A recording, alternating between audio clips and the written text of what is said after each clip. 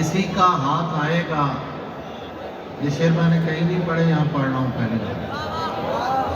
किसी का हाथ आएगा कि जिस्म अपना उछालूंगा,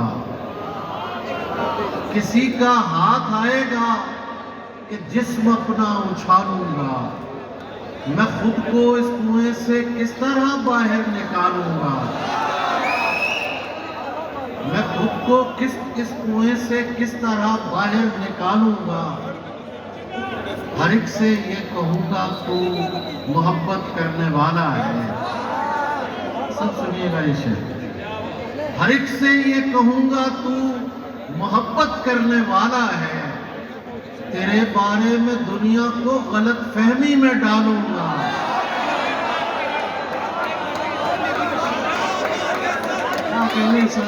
से ये कहूंगा मोहब्बत करने वाला है, तेरे बारे में दुनिया को गलत फहमी में डालूंगा। उसे देखे तुम्हारे साथ करने की बहुत सी और बातें हैं, तुम्हारे साथ करने की बहुत सी और बातें हैं। गजल का क्या गजल तो मैं परिंदों को सुना लूंगा, तुम्हारे साथ करने की बहुत सी और बातें हैं। गजल का क्या गजल तो मैं परिंदों को सुना लूंगा।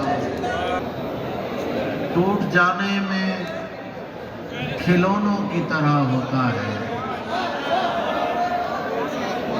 टूट जाने में खिलौनों की तरह होता है, आदमी इश्क में बच्चों की तरह होता है।